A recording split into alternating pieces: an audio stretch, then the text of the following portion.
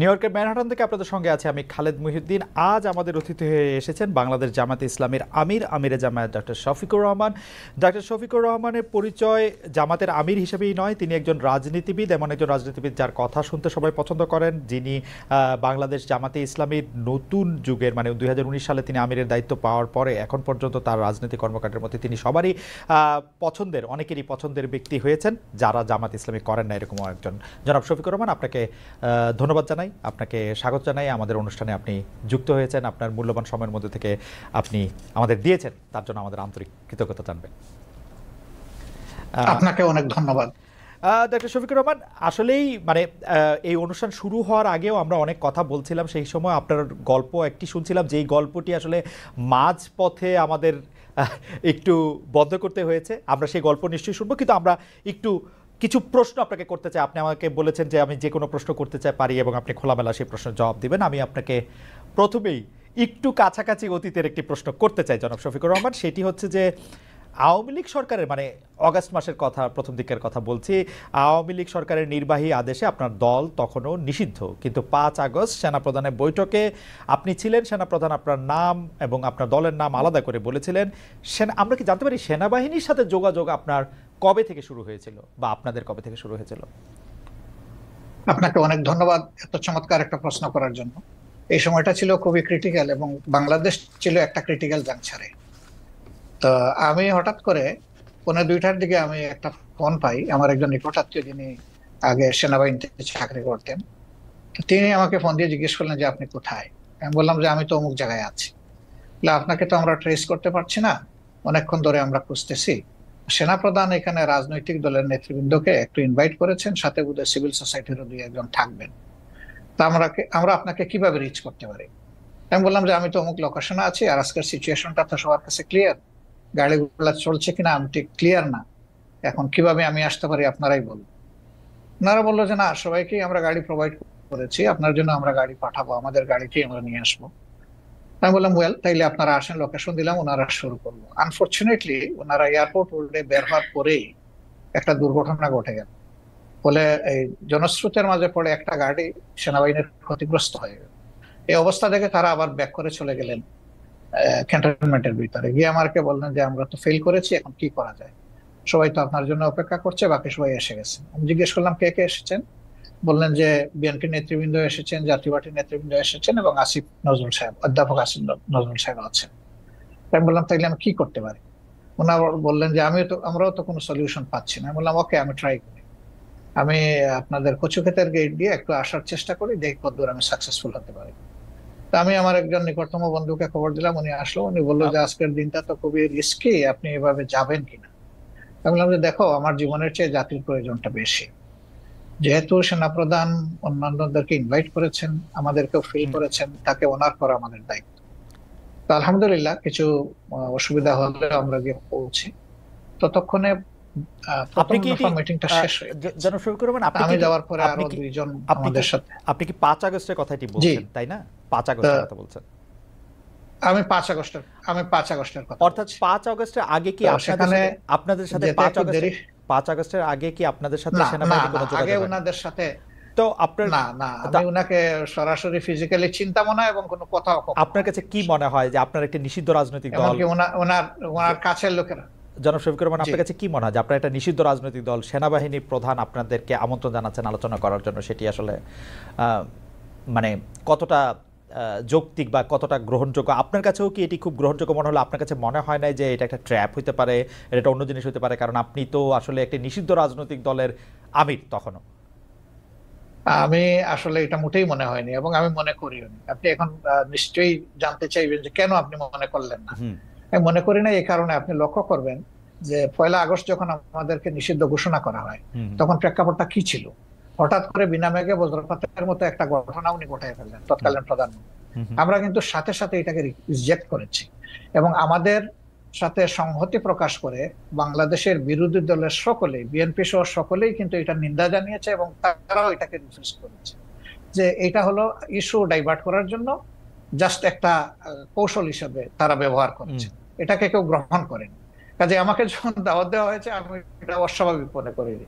আমি মনে করেছি যে এটা জাতির প্রয়োজনে এবং আমাদের দলীয় একটা মানে কথা কি দৃষ্টিভঙ্গি থেকে জনাব সবই ঠিক আছে, এটা আমাদের রায়, জনাব আমি তাই রহমান, মনে করেই গিয়েছি। জনাব রহমান, আপনার কাছে কি মনে হয় যে এই সরকারের সাথে আপনার একটা নিবিড় সম্পর্ক রয়েছে, বা অনেকে এটাও বলে থাকেন যে আন্দোলনটি হয়েছে আওয়ামী লীগ সরকারের বিরুদ্ধে, অবশ্যই আওয়ামী লীগ সরকার ফেসিস্ট একটি সরকার ছিল, যে সরকার 15 বছর ধরে মানুষের গণতান্ত্রিক অধিকার হরণ করে রেখেছিল, কিন্তু এই সরকারের বিরুদ্ধে যে আন্দোলন হয়েছিল সেই আন্দোলনে কি জামায়াত ইসলামের একটা বড় ভূমিকা ছিল?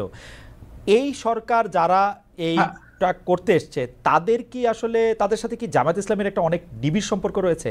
কেন আমি এই প্রশ্ন করছি একটু আমি বলে রাখি। আমরা কিন্তু দেখতে পাচ্ছি ঢাকা সহ বা মানে ঢাকা, যদি আমি স্পেসিফিক আমরা কিছু নাম বলি, পাবলিক ইউনিভার্সিটিগুলির উপাচার্য পদে বা অন্যান্য অনেক কি পজিশনে যাদের নিয়োগ দেওয়া হচ্ছে, অনেকেই বলছেন তারা আপনাদের লোক। এই সরকারের মধ্যে জামায়াতে ইসলামী সবচেয়ে বেশি ডালপালা মিলছে বা সবচেয়ে বেশি প্রভাব বিস্তার করছে, এরকম দেখা যাচ্ছে, মনে হচ্ছে। ওয়েল, আপনি যেটা বলেছেন সেটা আমি এইভাবে দেখছি না। আমি দেখছি যে উপদেষ্টার মহোদয়দের সাথে আমাদের একদিনই কিন্তু ফর্মাল সিটিং হয়েছে।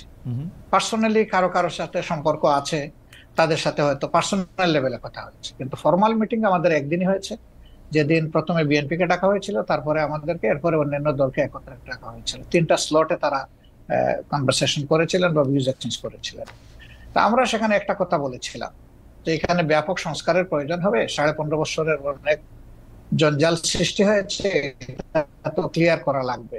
তা আমাদের কথা একটাই থাকবে যে আপনাদের দৃষ্টিতে যারা ইফিশিয়েন্ট, কম্পিটেন্ট এবং স্মার্ট এবং এই দায়িত্ব পালনে যারা সক্ষম, তাদেরকে আপনারা বিভিন্ন জায়গায় পদায়ন করবেন। আমরা কোনো নির্দিষ্ট নাম আপনাদের কাছে রেফার করতে চাইনি, এটা আপনাদের নিরপেক্ষ বিবেচনার উপর, বিবেকের উপর আমরা ছেড়ে দিলাম।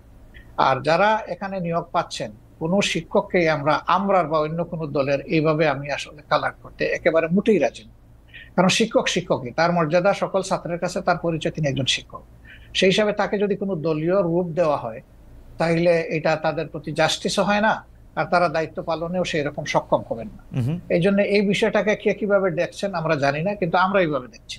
ওকে, আপনারা কি তাহলে শিক্ষককে আপনারা শিক্ষকই বলতে চাইছেন? আমি জাস্ট এক লাইনে জানতে চাইতেছি, আওয়ামী লীগও যাদেরকে নিয়োগ দিয়েছিল তারা তো শিক্ষকই ছিলেন, কিন্তু তাদের কিন্তু আমরা দেশব্যাপী, রাষ্ট্রব্যাপী বিভিন্ন জায়গায় বিভিন্ন অমর্যাদা হতে দেখেছি, তাদেরকে পদত্যাগ করতে বাধ্য করা হয়েছে, তাদেরকে বিভিন্ন ধরনের লাঞ্ছনা বা গঞ্জনার মধ্যে দিয়ে যেতে হয়েছে। সেটা আপনি আসলে কিভাবে দেখেছেন, জামাত ইসলামী কিভাবে দেখেছেন? আমি কিভাবে দেখছি সেটা একটা ইম্পর্টেন্ট প্রশ্ন। যারা শিক্ষক হিসেবে তখন বিভিন্ন পদে দায়িত্ব পালন করছিলেন, কেউ বিসি ছিলেন, কেউ প্রো বিসি ছিলেন, প্রক্টর ছিলেন, অ্যাসিস্ট্যান্ট প্রক্টর ছিলেন, প্রভোস্ট ছিলেন, এই ধরনের বিভিন্ন বিশ্ববিদ্যালয়ে যে কাঠামোটা থাকে, প্রশাসনিক কাঠামো। কিন্তু আমরা সেখানে কি দেখলাম? আমরা সেখানে দেখলাম যে বছরের পর বছর সেখানে একটা ছাত্র সংগঠন দাপিয়ে বেড়াচ্ছে, সবকিছুতে গণরুম সৃষ্টি করেছে, মানুষ পিটিয়ে মারছে, ঠান্ডার মধ্যে রেখে দিয়েছে ফেলে। সেখানে সে নিউমোনিয়া আক্রান্ত হয়ে একটা ছেলে ঢাকা বিশ্ববিদ্যালয়ের মারা গেল। তারপরে বুয়েটের আবরারের যে ঘটনা, অত্যন্ত নৃশংস ঘটনা। সেই ক্ষেত্রে আমরা কিন্তু শিক্ষকদের কাছে যা আশা করি সেই পারফরমেন্সটা তারা কিন্তু তখন করেন। কিন্তু তারপরেও আমি বলবো যে শিক্ষকের অমর্যাদা এটা কোনোভাবেই হওয়া উচিত নয়। তার আলটিমেট পরিচয় তিনি একজন শিক্ষক। আচ্ছা, তিনি শিক্ষক, যদি তার কার্যকলাপের কারণে তার নিজের শিক্ষার মর্যাদা নষ্ট করেও থাকেন, তবুও শিক্ষককে কেউ অমর্যাদা করুক, এটা আমাদের মোটেই পছন্দ না। আচ্ছা, আমি একটু আবার অনেক বিষয় নিয়ে আপনার সাথে কথা বলতে হবে। আমরা অনেকে মানে আপনি এসেছেন বলে অনেকে আমাদের অনুষ্ঠান দেখছেন, সেজন্য আপনি আমার তাড়াহুড়াকে একটু ক্ষমা সুন্দর দৃষ্টিতে দেখবেন, কিন্তু অনেক বিষয় নিয়ে আপনাকে প্রশ্ন করতে হবে, অনেক বিষয় আমাদের জানার আছে। আমি একটু আপনার গঠনতন্ত্র থেকে, জামাত ইসলামের গঠনতন্ত্র থেকে একটু পড়ি। জামাত ইসলামের গঠনতন্ত্রের 6 বলছে যে কেবল আল্লাহ তাআলার বিধানকেই একমাত্র হিদায়াত হিসেবে মানিয়া লইবে এবং আল্লাহ তাআলার দেয়া শরীয়তের বিপরীত যাবতীয় নিয়মনীতি এবং পন্থা পদ্ধতিকে প্রত্যাখ্যান করিবে, মানে জামাত ইসলামের একজন সদস্য। তো আমরা যদি ধরে নেই জামাত ইসলামী একটা ইসলামী শরীয়তের বিপরীত নয় এমন একটা শাসন ব্যবস্থা বা এমন একটা রাষ্ট্র ব্যবস্থা কামনা করে বা আশা করে, তাহলে সেটা আসলে কার মডেল বা কোন পৃথিবীর আর কোন দেশের আদলে? মানে এটা কি পাকিস্তানের আদলে, এটা কি সৌদি আরবের আদলে, এটা কি ইরানের আদলে, এটা কিসের আদলে আসলে? আসলে দেখেন, আল্লাহ তাআলার বিধান হলো আল্লাহর সৃষ্টির জন্য। আল্লাহ তাআলা মানুষকে শুধু সৃষ্টি করে নাই, তিনি সমস্ত সৃষ্টির স্রষ্টা। সেই স্রষ্টার পক্ষ থেকে যে বিধানটা আসে সেটা হলো ব্যালেন্সড এবং সবার জন্য উপকারী। আল্লাহ তাআলার কোরআনের অ্যাড্রেস হচ্ছে ইয়া আইয়ুহান নাস, হে মানব জাতি। এটা দিয়ে আল্লাহ তাআলা কোরআনে অ্যাড্রেস করেছেন, এবং তার নবীকেও তিনি মানব জাতিরই শুধু নেতা রাখেন নাই, তিনি সমস্ত সৃষ্টির উপরে একটা রহমত স্বরূপ বলেছেন। তা আমরা সেই আদর্শকে অবশ্যই আমরা লালন করি, ধারণ করি, এবং আমরা বিশ্বাস করি এর মাধ্যমে মানব জাতির কল্যাণ নিহিত এবং মানব জাতি কল্যাণ পাবে। যেমন ধরেন একজন কমিউনিস্ট পার্টির সদস্য, তিনি বিশ্বাস করেন যে কমিউনিজমের মাধ্যমে মানুষের মুক্তি। যারা সোশ্যালিস্ট তারা মনে করেন সোশ্যালিজম মানুষকে মুক্তি দিতে পারবে, অন্তত অর্থনীতি মুক্তি। তো এরকম এক একটা আদর্শ রয়েছে, সেই আদর্শের অনুসারীরা তার আদর্শকে আপহোল্ড করবেন, এটা খুবই সহজ। আমরাও সেই দিক থেকেই করি। এখন আপনার প্রশ্ন হলো যে এটা কি পাকিস্তান মডেল হবে নাকি অন্য কোনো দেশের মডেল হবে? না, এটা আল্লাহ তাআলা স্রষ্টা আর তার মেসেঞ্জার যারা ছিলেন, শুধু মুহাম্মদ সাল্লাল্লাহু আলাইহি ওয়াসাল্লাম না, এর আগেও যারা পয়গম্বর এসেছেন বা প্রফেট সাল্লাল্লাহু আলাইহি সাল্লামরা যারা এসেছেন, তারা তাদের যে মডেল, আমরা ওই মডেলটাকেই আমরা অনুসরণ করি।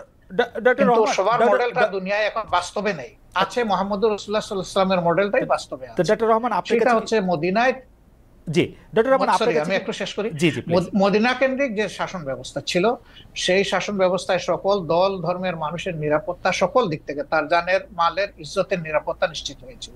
তা আমরা সেই মডেলটাকেই মনে করি উপকারী মডেল। ওকে, ডক্টর রহমান, আপনার কাছে কি মনে হয় না যে আপনি আপনি মানে মদিনার পরে এটি আর কোনো দেশে কার্যকর হয়েছে, কোনো একটি মডেল হয়েছে, সেরকম কি আপনার কোনো কিছু একটা মনে হয় যে এইটা আমরা উদাহরণ হিসেবে নিতে পারি কোনো আরব বিশ্বে, কোনো মুসলিম বিশ্বে, কোনো মুসলিম? দেখেন, দুইজন মানুষ যেমন হুবহু সমান হয় না, ঠিক দুইটা সভ্যতা হুবহু সমান আমি পাবো না। হয় হচ্ছে উন্নত হবে, না হয় একটু অবনত হবে। রাইট। তো পরবর্তী পর্যায়ে আমরা যদি উসমানিয়া সভ্যতার কথাটা ধরি, সেটা দুনিয়ার বহু জায়গায় বিস্তৃত ছিল, এবং এটা 1 বছর 2 বছর, 1 দশক 2 দশক না, বরঞ্চ শতকের পর শতক ছিল। সেখানে মুসলমানরা সংখ্যালঘিষ্ঠ ছিল, বিভিন্ন দেশ যেগুলো শাসন করেছে, এখনো তার স্মৃতি পাথরগুলা রয়ে গেছে দুনিয়ার বিভিন্ন জায়গায়। তো তারা সেদিন যে নৈতিকতার বলে শাসন করেছিলেন, মানুষকে সুশাসন উপহার দিয়েছিলেন, এই জন্য মানুষও তাদেরকে এইভাবে মেনে নিয়েছিল। শুধুমাত্র তলোয়ার আর বন্দুকের জুড়ে কিন্তু তাদের এই বিস্তৃতি ঘটেনি, ঘটেছিল তাদের গুণাবলীর কারণ, এবং সেই গুণাবলী তারা কোরআন সুন্নাহর গুণাবলী ধারণ করেছেন বলেই বিশ্বকে তারা শান্তির দিকে নিয়ে যেতে পেরেছিলেন, এবং মানুষও তাদেরকে আনন্দ চিত্তে। কিন্তু যুগের ব্যবধানে সেখানে যখন পরিবর্তন বা বিকৃতি আসলো, তখনই মানুষও ক্ষতিগ্রস্ত হলো, এই শাসন ব্যবস্থাও ক্ষতিগ্রস্ত হলো। কোরআন সুন্নাহর গুণাবলীর কথা আপনি বলছিলেন, কিন্তু আমরা কিন্তু বাংলাদেশে দেখতে পাই আপনারাই একমাত্র ইসলামিক দল নন, আরও অনেক ইসলামিক আদর্শের প্রতিষ্ঠান রয়েছে, দল রয়েছে, মতবাদ রয়েছে, তাদের কেউ কেউ সাথে আপনাদের বিরোধ রয়েছে। আমরা কি করে বুঝবো যে জামাতে ইসলামী প্রকৃত কোরআন বা রসুলের দেওয়া শরীয়তের অনুসারী? সেটা আমরা কিভাবে নিশ্চিত হব? কারণ এরকম অনেকে আছে যারা খালেদ মহিউদ্দিন, আপনি দেখেন যে আপনার ঘরে কিন্তু, জি বলেন, আপনার পরিবারে আপনি একমাত্র সদস্য নন, রাইট? আমি আশা করছি যে সেখানে আপনার মিসেস আছেন, আপনার ছেলেমেয়েরা আছে, এই 4জন 5জন যারা আছে তাদের মত কিন্তু সব ব্যাপারে যে এক হয়ে যায় বিষয়টা এমন না। কিন্তু তারপরে পরিবার কিন্তু চলে, পরিবার কিন্তু ভেঙে যায় না। মতের ভিন্নতা থাকবে, এটাও একটা সৌন্দর্য, এবং ভিন্নতা যখন থাকে তখন অনেক কিছু ডাইভার্সিটি চিন্তা করার সুযোগ থাকে। আমাদের মধ্যেও সেই রকম ভিন্নতা আছে, এটা সকল ধর্মেই আছে, এই ভিন্নতা সকল ধর্মে আছে। আচ্ছা, এটাকে বড় কোনো ম্যাটার হিসাবে আমরা দেখি না। তবে যারা ট্রুলি মানে ইসলামের ফলোয়ার, তারা এক কোরআন মানেন, এক আল্লাহ মানেন, এক রসুল মানেন, এই 3 জায়গায় তাদের কোনো মানে দ্বিমত নাই। সুতরাং মতের মূল জায়গাটা ঠিক আছে, বাকি জায়গাগুলা খুঁটিনাটি একটু এদিক সেদিক হতেই পারে, এটা কোনো বড় ব্যাপার না। আচ্ছা, আমরা যদি এই প্রশ্নটা এইভাবে এখন আনি যে 5 আগস্টের পরে সংখ্যালঘু সম্প্রদায় আক্রান্ত হয়েছে, পরে মাদ্রাসার ছাত্রদের মন্দির পাহারা দিতে হয়েছে, সম্প্রতি আবার মাজার ভাঙার ঘটনা হচ্ছে, সম্প্রতি বলতে 1-2 সপ্তাহের মধ্যে মাজার ভাঙার ঘটনা ঘটেছে, দরবার আক্রমণ করা হচ্ছে তৌহিদি জনতার কথা বলে। এই তৌহিদি জনতার বিষয়ে জামায়াতের অবস্থান আসলে কি? দরবার, পীর, ওরস, মাহফিল, সুফিবাদ জামাতের একজন নেতা বা কর্মী ব্যক্তিগতভাবে এসব চর্চায় থাকতে পারে কিনা, অংশ নিতে পারবে কিনা? আমাদের দৃষ্টিভঙ্গি পরিষ্কার, এবং আমাদের দৃষ্টিভঙ্গি এটা নিজস্ব নয়, এটা কোরআনের দেওয়া দৃষ্টিভঙ্গি। সেটা হচ্ছে লা ইকরাহা ফিদ্দীন, দিনের ব্যাপারে কোনো বাড়াবাড়ি চলবে না। এখন কোনো মানুষের উপরে কারো আদর্শ চিন্তাধারা চাপায় দেওয়ার কোনো অবকাশ নেই। মানুষের মনোজগতে যখন পরিবর্তন আসবে, মানুষ যখন নির্দিষ্ট কোনো আদর্শকে ধারণ করবে, তখনই সেই আদর্শ কেবল বিজয় লাভ করতে পারে। এটি তার নৈতিক বিজয়, এটি তার প্রশাসনিক বিজয়, এবং এটি তার রাজনৈতিক বিজয়। তা আমরা এই ধরনের কার্যকলাপের কখনো সমর্থক নই এবং আমরা সমর্থন করব না। আর যেটা বলেছেন যে মসজিদ আক্রান্ত হওয়ার পরে পাহারা, না, এই কথাটা ঠিক না ভাই। প্রথম 3 দিন কিন্তু বাংলাদেশে কোনো সরকার ছিল না। তা আমি মাঝে মাঝে বলতাম যে এখন প্রকৃত জনগণের সরকার চলতেছে। আমরা কিন্তু দ্বিতীয় দিন সকালবেলা থেকে সকল মন্দির পাহারা দেওয়া শুরু করি। মন্দির ঠিক, শুধু মন্দির পাহারা দিচ্ছেন, মন্দির পাহারা দিচ্ছেন আপনার, সেটি আমরা দেখছি। কিন্তু মাজার আক্রমণ সম্পর্কে বা মাজার ভেঙে ফেলা, তারপরে হচ্ছে দরবার আক্রমণ করা, সেগুলি সম্পর্কে, পীর ওরস মাহফিল, সেগুলি না, আমরা এগুলা জোর করে কোনো কিছু প্রয়োগ করা, এটা আমরা পছন্দ করি না এবং কারোই কোনো ব্যাপারে আইন হাতে তুলে নেওয়াকে আমরা সমর্থন করি না। জনাব শফিকুর রহমান, আপনি কি জানেন যে জনাব শফিকুর রহমান আপনি কি জানেন কিছু মাজার দরবার এগুলিকে আক্রমণ করা হয়েছে? আমরা এগুলা জানি না এমন না, আমরা জানি, কিন্তু জামাত ইসলামী তার অবস্থান জানায় না, এগুলা প্রতিবাদও করি যখন যেটা আমরা উপযুক্ত মনে করি। জামাত ইসলামী কি আমরা এগুলা কখনো সমর্থন করি নাই, কখনো সমর্থন করব না। সমর্থন না করলেও আপনারা প্রতিবাদ কি করেছেন?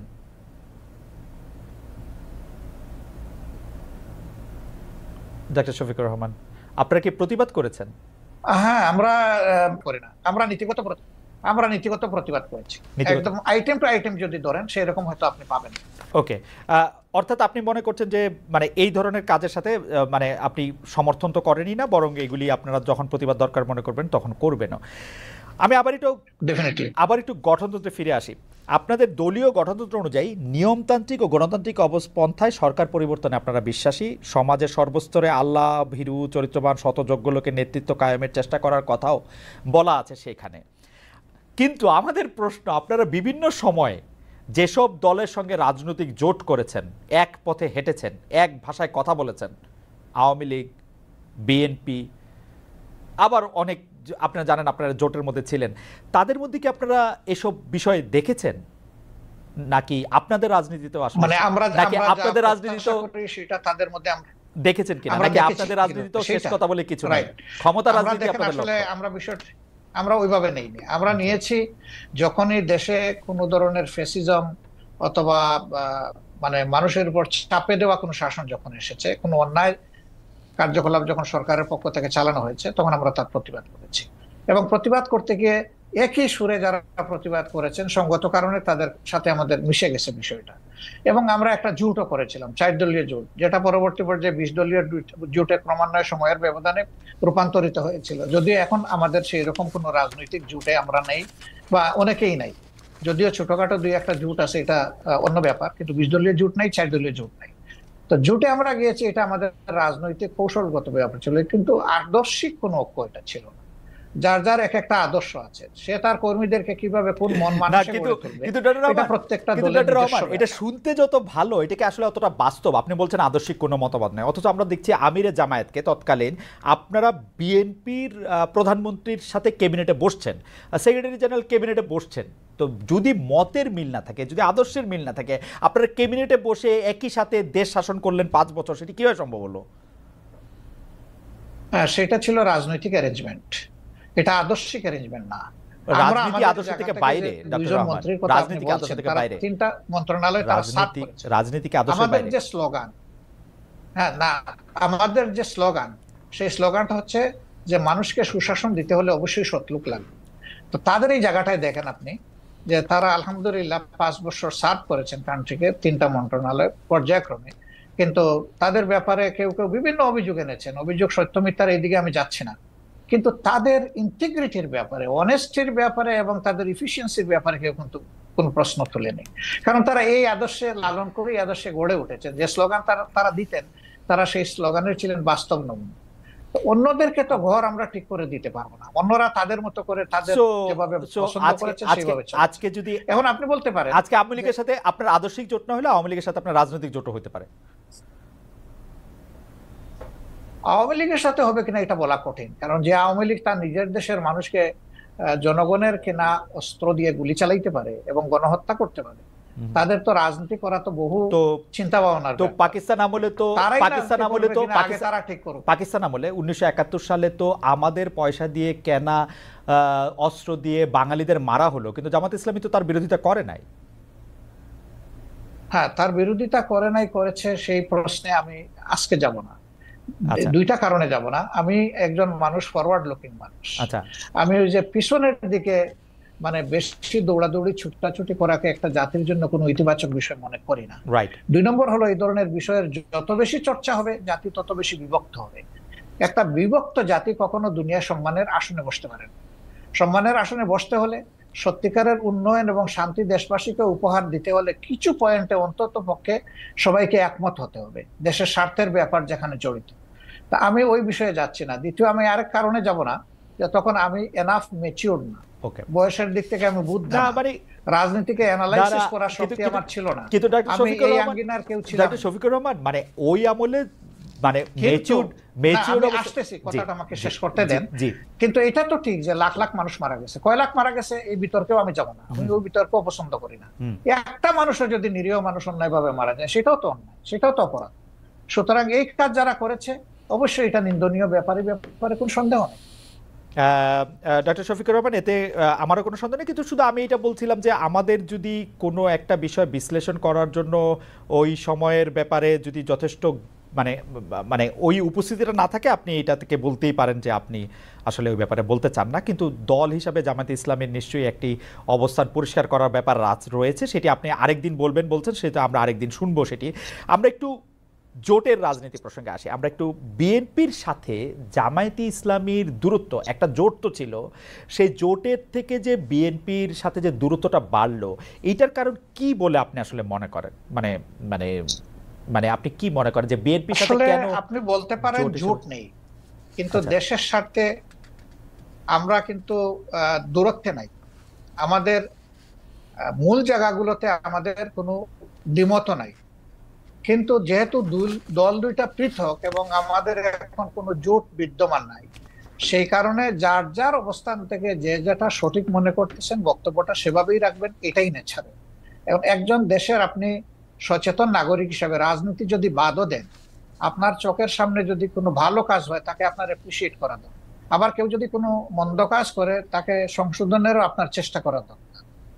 তো দেশের স্বার্থে যদি আমি কথা বলি এবং আমাকে যদি কেউ ক্রিটিসাইজ করে, আমি এটাকে ওয়েলকাম। কারণ ক্রিটিসিজম না হলে পারফেকশন আসে না। আর মানুষ কেউ ভুলের ঊর্ধ্বে না। আমরা ভুল করতেই পারি, ব্যক্তিগতভাবেও করতে পারি, আবার সামষ্টিকভাবে দলগতভাবে আমরা। ভুল যদি কেউ ধরিয়ে দেয়, সেই তো আমার প্রকৃত বন্ধু। আর যারা সমালোচনা করে তাদেরকে আমি বন্ধু হিসাবে নিই, কিন্তু আমার ভুল দেখেও যারা নীরব থাকে আমি তাদেরকে বন্ধু মনে করি। ওকে, ডক্টর শফিকুর রহমান, আমরা কিন্তু দেখতে পাচ্ছি যে এই সরকারের মেয়াদ বা নির্বাচন প্রশ্নে আপনি মনে করছেন বা আপনার দল মনে করছেন যে এই সরকারকে একটু যৌক্তিক সময় দেওয়া প্রয়োজন। বিএনপি মনে করছেন যে ইলেকশনের ঘোষণা বা ইলেকশনের একটা রোডম্যাপ যে সরকার ঘোষণা করছে না, সেটি একটি ঠিক কাজ নয়। তো এই ক্ষেত্রে কি আপনাদের মধ্যে বিএনপির সাথে কোনো আলাপ আলোচনা হচ্ছে? আপনারা কি একটি জায়গায় আসতে পারবেন, নাকি আপনাদের অবস্থান এরকমই থেকে যাবে? অর্থাৎ বিএনপি এই মুহূর্তেই নির্বাচন চায়, জামায়াত চায় সংস্কার করে নির্বাচন হোক। সম্ভবত এটা একসময় তাদের মানে স্ট্যান্ড ছিল, কিন্তু গত কালকে বা পরশুদিন তাদের যে মিটিংটা হলো, যেখানে তাদের দলের অ্যাক্টিং চেয়ার অ্যাড্রেস করেছেন জাতিকে, সেখানে তিনি কিন্তু একই কথা বলেছেন যে এই সরকারকে সাকসেসফুল হতে দিতে হবে এবং তাদেরকে যৌক্তিক সময় আমরা দেওয়ার পক্ষে। এখন যৌক্তিক সময়ের বাইরে কিন্তু এখন আর কেউ স্পেসিফিক কোনো কথা বলছেন না, কাজে এই জায়গায় আমাদের একটা ঐক্য হয়ে গেছে। এখন প্রশ্ন দাঁড়াতে পারে যে এই যৌক্তিক সময়টা কতটুকু। তা আমরা দুটো রোডম্যাপের চিন্তা করছি। একটা রোডম্যাপ হবে সংস্কারের রোডম্যাপ, আর একটা হবে নির্বাচনের রোড। আগে হবে সংস্কারের রোডম্যাপটা, তারপরে হবে নির্বাচনের রোড। তো সংস্কারেরটাই আমরা এখন সরকারের কাছে চাইবো, যে কতদিন টাইমলাইনটা কি হবে। তারা তো সবকিছু সংস্কার করতে পারবেন না, বেসিক জিনিসগুলো সংস্কার করে যাতে একটা তারা neutral, fair and credible election জাতিকে তারা উপহার দিতে পারেন, সেটার জন্যই তাদেরকে আমরা সর্বাত্মক সহযোগিতা করতে চাই। এই সময়টা নাতি দীর্ঘ হওয়া উচিত, তারা এটা বুঝবেন কতটুকু, জাতীয় বুঝবে কতটুকু। ঠিক টাইমটা মাত্র 1.5 মাস যায়নি তো এখনো, এই 23 তারিখ 1.5 মাস হবে।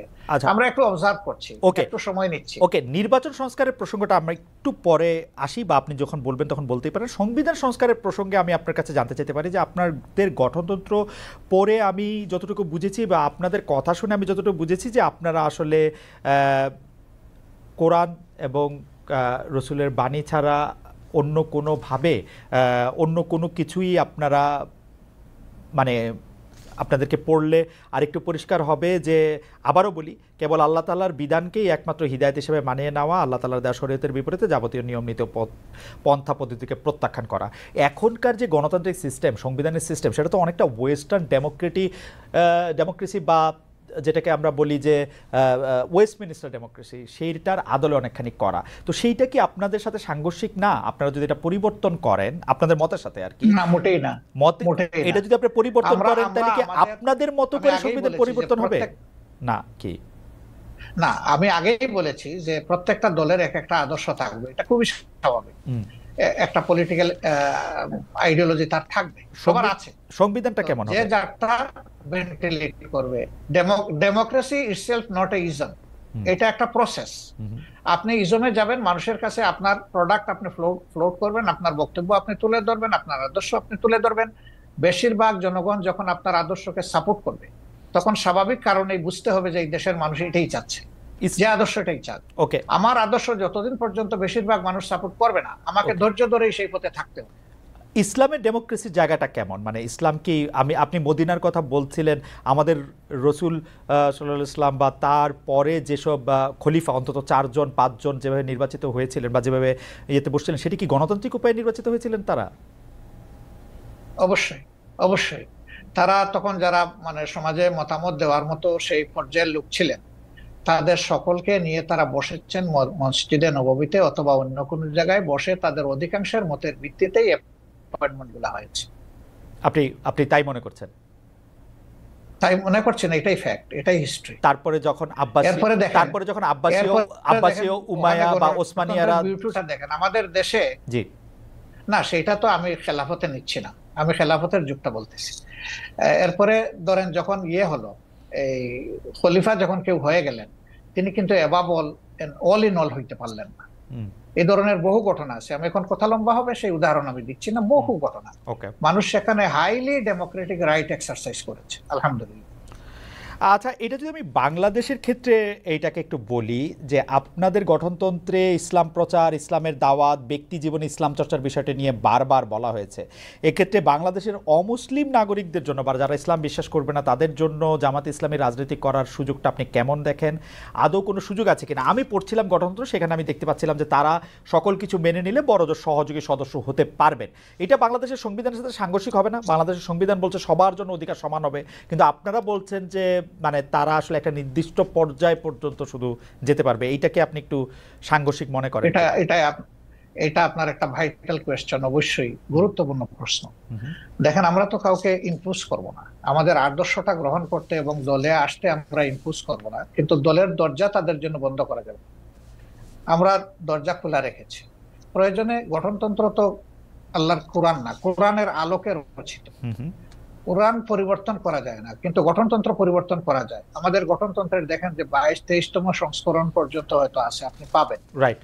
তার মানে কি? তার মানে হলো আগের যে জিনিসটা আমরা মনে করেছি পরিবর্তন করা দরকার, মূলনীতি ঠিক রেখে যুগের চাহিদাকে অ্যাড্রেস করা দরকার, সেটা আমরা করেছি। হবে, সবগুলাই হবে, অ্যাকোমোডেশন হবে, কোনো সমস্যা হবে না ইনশাআল্লাহ। এই প্রসঙ্গের প্রশ্নটা করে ফেলি যে আমরা আপনাদের গঠনতন্ত্রে যেরকম পড়তে পারছি যে 33 2020 সালের মধ্যে নারী সদস্য সম্পৃক্ত হওয়ার কথা, সেটা হয়েছে কিনা? নারী নেতৃত্বের দিক বিবেচনা করলে নারীরা জামায়াতের কোন পদ পর্যন্ত যেতে পারবেন? এটি 1 নম্বর প্রশ্ন।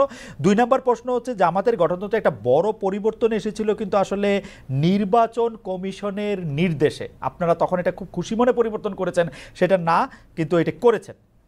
এই প্রসঙ্গে আপনি একটু কি বলবেন? দুটি প্রশ্ন। আসলে আমরা যেটাই করি আমরা ডেমোক্রেটিক ওয়েতে করি, আলাপ আলোচনা করেই করেছি, আমরা একমত হয়ে করেছি। 2 নম্বর হচ্ছে নারী মানে কোটার প্রপোর্শনের যে বিষয়টা বলেছেন, আমরা 33 না, আলহামদুলিল্লাহ এখন নারীদের প্রপোর্শন হচ্ছে 44% আমাদের সংগঠন, এবং তারা আমাদের কেন্দ্রীয় সুরায় আছেন, কর্ম পরিষদে আছেন, সব জায়গায় তারা আছে। আচ্ছা, একটি গ্রহণযোগ্য নির্বাচন অন্তর্বর্তী সরকারে করতে হবে। একটি জনপ্রিয় প্রশ্ন এরকম যে আপনারা আওয়ামী লীগকে নির্বাচনে অংশ নিতে দেওয়ার পক্ষে নাকি বিপক্ষে?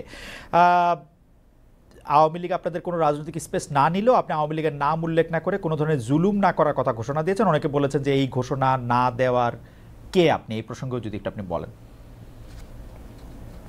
না, এই ঘোষণা দেওয়ার কে প্রশ্ন করেছে? জি। আসলে আমি আওয়ামী লীগের নাম নেই নাই, আর আওয়ামী লীগকেও আমি ইন্ডিকেট করি। শুধু আওয়ামী লীগ আমাদের উপরে জুলুম করে নাই, আরো অনেক পক্ষ আমাদের উপরে জুলুম করেছে।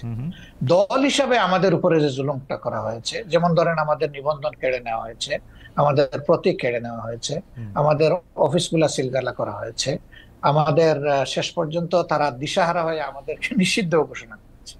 এই যে কাজগুলা দলের উপরে যে জুলুম করেছে, আমরা বলছি যে এটা প্রতিশোধ আমরা নেব। কারণ প্রতিশোধ প্রতিহিংসার জন্ম নেই, আর প্রতিশোধ যখনই নিতে যাব তখন আইন হাতে তুলে নেওয়া হয়। আমরা আইন হাতে তোলার নেওয়ার ব্যাপারে আমরা বিশ্বাসী না। কিন্তু সাথে সাথে এই কথাটা আমরা বলেছি যে ভিকটিম এবং ভিকটিম ফ্যামিলি যদি আইনের আশ্রয় নেয়, এটা তাদের রাইট ন্যায় বিচার পাওয়া, তাহলে আমরা তাদেরকে সর্বাত্মক সহযোগিতা করবো। আমরা স্ট্যান্ড থেকে সরিনি, আমাদের স্ট্যান্ড আছে। এখানে আওয়ামী লীগের নামও নেওয়া হয়নি, আওয়ামী লীগকে ইন্ডিকেটও করা হয়নি। এটা ছিল একটা সামগ্রিক বক্তব্য। আমার এই বক্তব্যটাকে টুইস্ট করা হয়েছে যে জামাতের আমির আওয়ামী লীগকে ক্ষমা করে দিয়েছেন এবং সাধারণ ক্ষমা ঘোষণা করেছেন। প্রথমটা তো নাই, দ্বিতীয়টা করার আমি কে? একটা রাষ্ট্রে সাধারণ ঘোষণা করার একমাত্র ব্যক্তি হচ্ছেন রাষ্ট্রপ্রধান, যিনি অর্থাৎ প্রেসিডেন্ট। তিনি ছাড়া প্রধানমন্ত্রী এটা পারে না, আর কেউই পারে না। আমি কে এটা করার? আমার তো কোনো অধিকার নাই। বরঞ্চ আমরা বারবার বলে আসছি যে যাদের উপরে জুলুম হয়েছে, যারা ক্ষতিগ্রস্ত হয়েছে, নিহত আহত গুম হয়েছে, তার সম্পদ হারা হয়েছে, চাকরি হারা হয়েছে, তারা অবশ্যই মামলা করবে এবং তাদেরকে আমরা সঙ্গত সহযোগিতা।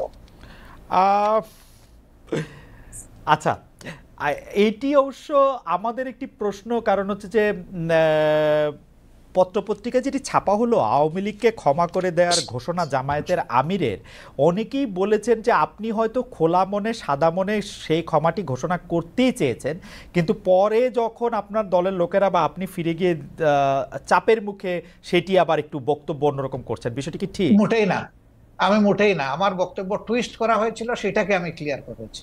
কোনো চাপও ছিল না আমার উপরে, এবং আমি এখানে কোনো হীনমন্যতায় ভুগিনি। আমি যা ভালো মনে করেছি, খোলা মনে সেটি বলেছি। আচ্ছা, আরেকটি প্রশ্ন আসতে চাই, সেটা হচ্ছে বৈষম্য বিরোধী যে ছাত্র আন্দোলনের যে রাজনৈতিক প্ল্যাটফর্ম, সেটি নিয়ে আমি সরি একটু আপনাকে ইন্টারাপ্ট করব। আপনি বলেছিলেন যে আওয়ামী লীগ নির্বাচনে আসুক, তারা রাজনীতি করুক, এটা আমি চাই। জি, আগে আওয়ামী লীগকে ডিসিশন নিতে হবে তারা আসলেই রাজনীতি করবে কিনা, তারা আসলেই রাজনীতি চায় কিনা। কারণ তারা যখনই ক্ষমতায় গিয়েছে তখন তো তারা রাজনীতির বাইরে চলে গেছে। প্রথম পিরিয়ডে শেখ মুজিব সাহেব জীবিত থাকা অবস্থায় তো তিনি বহুদলীয় গণতন্ত্রকে একদম শেষ করে দিয়ে একদলীয় বাকশাল কায়েম করেছেন। আওয়ামী লীগ যখনই ক্ষমতায় এসেছে সেই জিনিসটাই এস্টাবলিশ করার চেষ্টা করছে। এবারও তারা কিন্তু সে পথেই হাঁটছিল, এবং তাদের নেতারা বলতেন যে আমরা বাকশালের চেতনা অন্তরে ধারণ করি। সাংঘাতিক কথা। বাকশালের চেতনা যদি ধারণ করেন তো আওয়ামী লীগের নামে রাজনীতি করেন কেন? তাহলে তো তাদের সাহস করে বাকশালের নামেই রাজনীতি করতেন, দেখতেন যে জনগণ তাদেরকে কিভাবে রিসিভ করে। সেটা তো তারা করেননি। এই জন্য আওয়ামী লীগ আদৌ রাজনীতি করবে নাকি ফ্যাসিজম করবে, আগে আওয়ামী লীগ ডিসিশন নেয়। আচ্ছা, এই প্রসঙ্গে আমি একটু জানতে চাই, 96 সালে যখন বিএনপির বিরুদ্ধে আপনারা তত্ত্বাবধায়ক সরকার কায়েম করার জন্য আন্দোলন করছিলেন, তখন কি আওয়ামী লীগের সাথে আপনারা জোটবদ্ধ হয়ে রাজনীতি করেছিলেন? না না, আমরা কোনো জোট গঠন করিনি। তবে মাঝে মধ্যে তাদের সাথে আমাদের যৌথ সভা হয়েছে, কিন্তু কোনো জোট আমরা করিনি। আর সেই ইস্যুটাও দেখেন, সেটা ছিল কেয়ারটেকারের ইস্যু। আগামীতে যদি আরো একটি যৌক্তিক ইস্যু আপনাদের সামনে আসে, আপনারা আওয়ামী লীগকে সাথে নিয়ে এরকম করবেন কিনা? না, আমরা আওয়ামী লীগকে সাথে নেইনি। আওয়ামী লীগ আমাদের ইস্যুতে এসে পরে শরিক হয়েছে, এবং শরিক হইতে গিয়ে তারা আমাদের ইস্যু হাইজ্যাক করতে চাইলেন। স্বয়ং শেখ হাসিনা বলে ফেললেন যে এটা তার মানুষ, মানে তার ব্রেইনের প্রোডাক্ট, ব্রেইন চাইল্ড এই কেয়ারটেকার সরকার। মানুষ হাসলো এটা নিয়ে, যে এর 2 বছর আগে জামাতে ইসলামের পক্ষ থেকে Abbas Ali Khan on behalf of professor Golam Azam, তিনি কিন্তু এই কেয়ারটেকারের ফর্মুলা জাতির সামনে উত্থাপন করেছিলেন একটা জনসভার মাধ্যমে। আওয়ামী লীগ 2 বছর পরে এসে বলে যে এটা তাদের আবেগ। আমরা হাসলাম। তা আওয়ামী লীগের এইরকম ক্রেডিট হাইজ্যাক করার আরো বহু ইতিহাস আছে, সেটা বলতে গেলে অনেক সময় লাগবে। ঠিক আছে, আমরা আবারও নিশ্চয়ই এটি আবার জানতে চাইবো, যে আমরা আরেকটি করব যে এটি আসলে উনার বক্তব্য নয়, বা উনার বক্তব্যকে একটু মোচড় দেওয়া হয়েছে, যেটি ডক্টর শফিকুর রহমান একটু না, ভালোই মোচড় দেওয়া হয়েছে। কিন্তু এটি সবাই দলবদ্ধভাবে এই মোচড়টি কেন দিল বা দিতে পারলো বলে আপনার মনে হয় ডক্টর শফিকুর রহমান? আমাদেরকে সবাই খুব ভালোবাসে, তো এই জন্য আমাদের নিয়ে কসলাইতেও ভালোবাসে। আপনাদের সবাইকে ভালোবাসে, কসলাইতেও ভালোবাসে। আচ্ছা, এটি একটু জানতে চাইবো যে আপনার কাছে, যে বৈষম্য বিরোধী ছাত্র আন্দোলন রাজনৈতিক প্ল্যাটফর্ম জাতীয় নাগরিক কমিটি গঠন করেছে। আপনি জানেন যে সমন্বয়কেরা জেলায় জেলায় মত বিনিময় সভা করছেন, তারা রাজনৈতিক দল প্রতিষ্ঠার দিকেই যাচ্ছেন বলে মনে হচ্ছে। বিএনপি এর মধ্যে বিষয়টি স্পষ্ট করেছে যে তারা এটি ভালোভাবে দেখছে না। আপনাদের দল কিভাবে দেখছে? আসলে তারা এখনো বলে নাই যে তারা দল গঠন করবে। একবার বলেছিল 2 মাসের মাঝে একটা দল গঠন করবে, পরবর্তী পর্যায়ে তাদের সমন্বয়করা আবার বলেছে যে না, এরকম কোনো সিদ্ধান্ত আমরা নেইনি। আর নাগরিক কমিটি গঠনের ব্যাপারে তারা উদ্দেশ্য বলেছে যে আমরা এটা কোনো দল নয়, কোনো রাজনীতির প্ল্যাটফর্ম নয়, বরঞ্চ সরকারকে বিভিন্ন দিক থেকে আমরা একটা প্রেসার গ্রুপ হিসাবে কাজ করব, যাতে কোনো সরকার ডাইনে বামে ডিবেট হতে না পারে। তারা যদি এতটুকুতে থাকে তাইলে আমার কোনো মন্তব্য নাই। আপনি যদিও বলেছেন, কিন্তু আপনাকে পেলাম বলে প্রশ্ন করেই রাখি, বাংলাদেশের জাতীয় সঙ্গীত নিয়ে আপনার অবস্থান কি, বা আপনি কি মনে করেন, কি মনে করছেন থাকা উচিত? একেবারেই স্পষ্ট। জি, আপনার এই সময় একটা প্রশ্ন এসেছে বলে নিশ্চয়ই আপনি এই প্রশ্ন করছেন। জি, আমরা সাথে সাথেই কিন্তু আমাদের পক্ষ থেকে এটা ক্লারিফাই করেছি এবং আশা করি আপনি সেটা জানেন। আচ্ছা, আপনি যদি দর্শকদের উদ্দেশ্যে আবার একটু বলে দিতেন, দর্শকদের অনেকে এই প্রশ্ন না, করছেন। আমরা যেটা বলেছি যে একজন সাবেক সেনা অফিসার, ঊর্ধ্বতন সেনা অফিসার, তিনি 8 বছর তিনি আয়নাগরে ছিলেন, মুসলিম ছিলেন, তিনি একটা ভার্চুয়াল প্রেস কনফারেন্সে দুটো কথা বলেছেন, একটা জাতীয় সঙ্গীতের ব্যাপারে আর একটা মুক্তিযুদ্ধে হতাহতের সংখ্যা ব্যাপারে।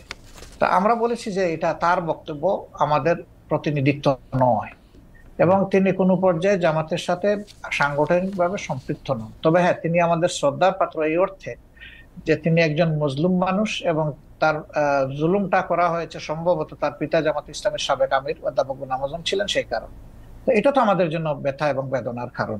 এটা আমি না, শুধু এটা গোটা জাতির অনেকেই তার ব্যাপারে সমবেতি বা ইয়ে করে, কিন্তু আমরা এটা পরিষ্কার করেছি যে তার বক্তব্য জামাত ইসলামের বক্তব্য নয়।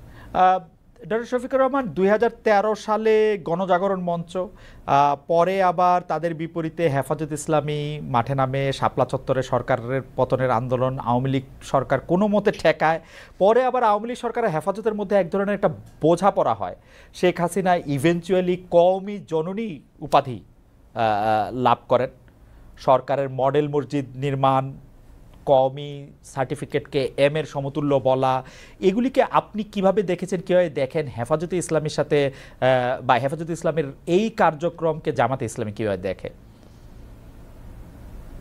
আমি তৎকালীন সরকারের আচরণকে নিষ্ঠুর রসিকতা হিসাবে দেখি, নিষ্ঠুর রসিকতা।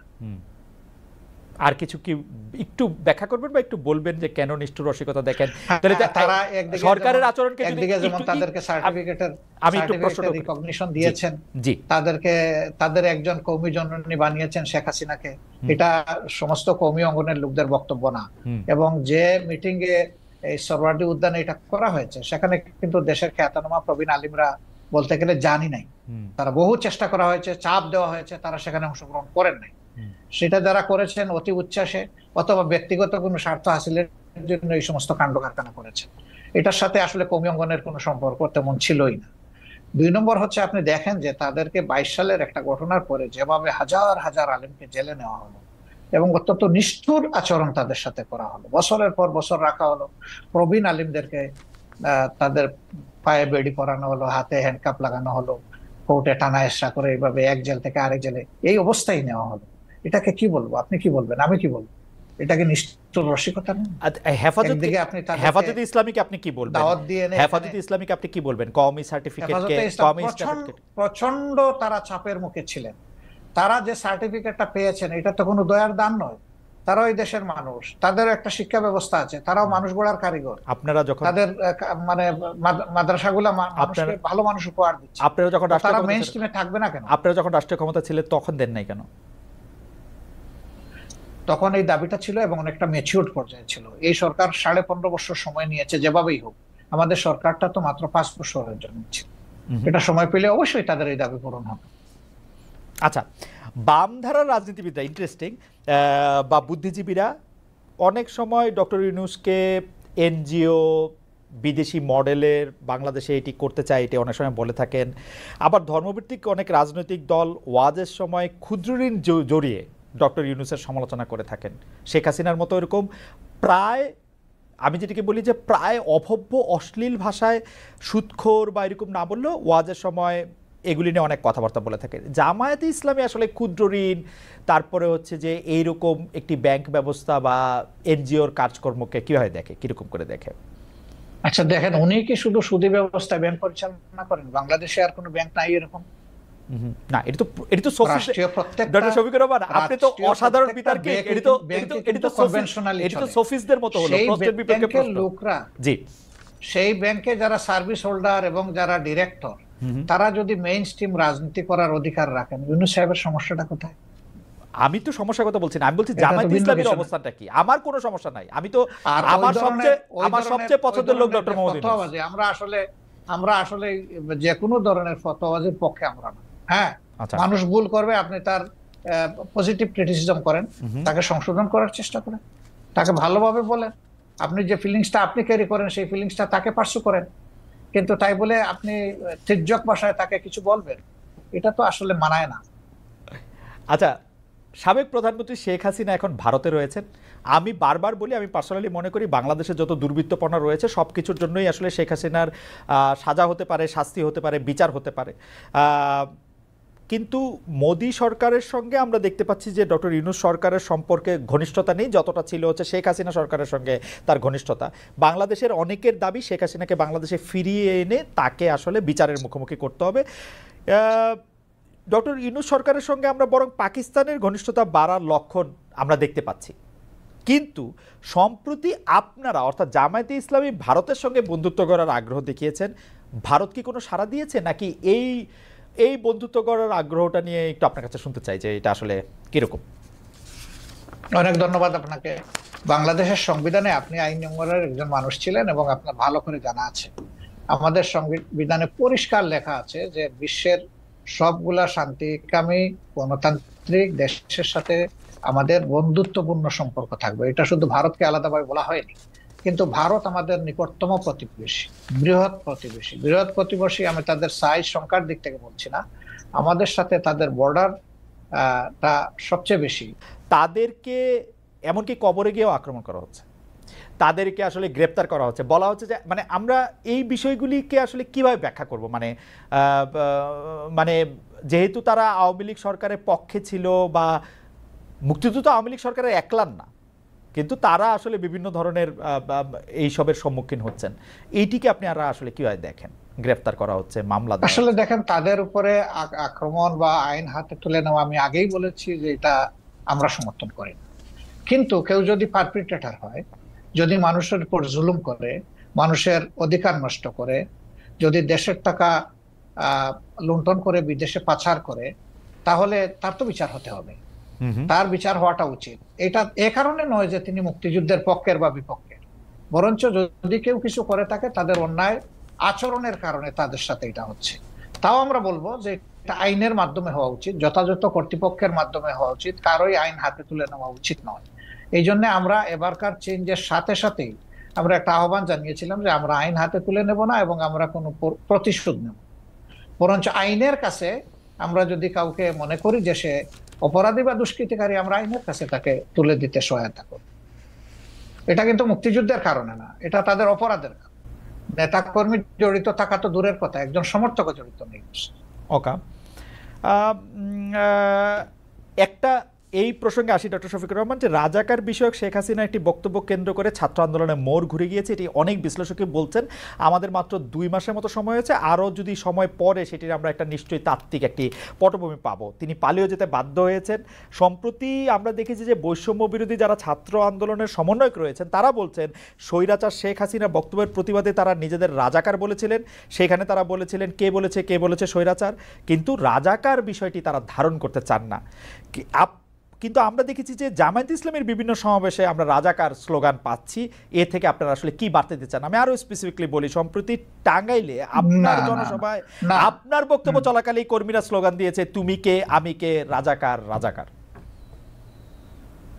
আমি এটা শুনি নাই, আমি ছিলাম, আমি শুনি নাই। আপনি শুনে থাকলে আপনাকে ধন্যবাদ। এখানে আমার বক্তব্য একদম পরিষ্কার। মুক্তিযোদ্ধা বিষয়ক মিনিস্টার তিনি একটা তালিকা করেছেন রাজাকারের, সেখানে সবচেয়ে কোন দলের পাতে বেশি পড়েছিল? আপনি তো সচেতন সাংবাদিক, আপনি আমাকে একটু বলে সাহায্য করেন। আমি অবশ্য রাজাকারের তালিকা দেখি নাই, কিন্তু আমি শুনেছি যে এতে আওয়ামী লীগের অনেকেই সেই তালিকার মধ্যে অন্তর্ভুক্ত ছিল, যারা আওয়ামী লীগ পরে সক্রিয়। অনেকে না, যে তালিকাটা হয়েছে এটার 8 ভাগের 7 ভাগ তাদের একার পাতে পড়েছে। এটা কি এমন হতে পারে যে আপনাদের দলের লোকেরা আওয়ামী লীগে জয়েন করেছে, নাকি আওয়ামী লীগই করতো তার আগেও? তারা তারা পরিষ্কার করলো না কেন? তা আমি জানি তারা না, পরিষ্কার করতে আমি পারতো। জানি না, আমি জানি না, আমি জানি না, তারা হয়তো পরিষ্কার তাইলে করতে পারতো। তাইলে যে দলে যেভাবেই হোক, যে দলে রাজাকার সবচেয়ে বেশি সেটা হবে রাজাকারের দল। ভালো হইলো তাদের ক্রেডিট, মন্দ হইলো তাদের লাইবিলিটি।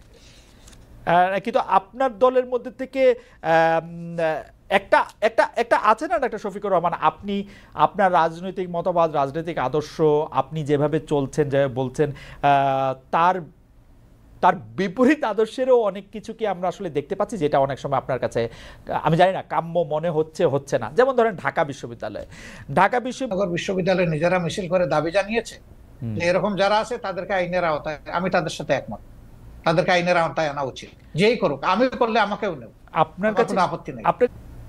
আপনি যেটা বলেছেন যে দাবি কেন জানাতে হবে, সরকারের মেশিনারি তো অটোমেটিক্যালি এটা ফাংশন করবে, এটা হওয়া উচিত।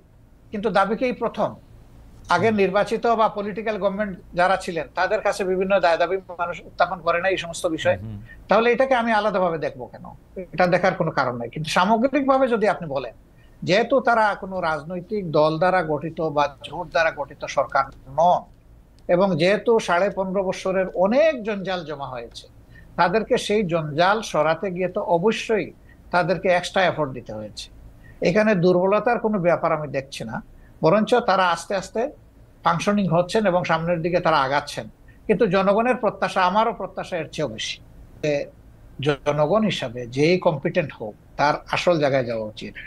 যদি একজন মানুষের পটেনশিয়াল থাকা অবস্থায় রাষ্ট্রকে সার্ভিস দিতে না পারে, তাকে যদি ডিপ্রাইভ করা হয়, তাইলে এই ডিপ্রাইভ লোকটা যে দলের যে ধর্মেরই হোক না কেন, তার প্রাপ্যটা তাকে দেওয়া উচিত। এতে দুটো লাভ, সে তার প্রাপ্য পেল আর রাষ্ট্র একজন কোয়ালিটি মানুষের সার্ভিস পেল। এই দিক থেকে যদি একই দল থেকে মানে কোয়ালিফাই করে, সে ফর এক্সাম্পল মনে করেন যে গণ অধিকার পরিষদ, তাদের দল থেকেও যদি কোয়ালিফাইড মানুষ চলে আসে, আমার এখানে তো আপত্তি থাকার কথা না।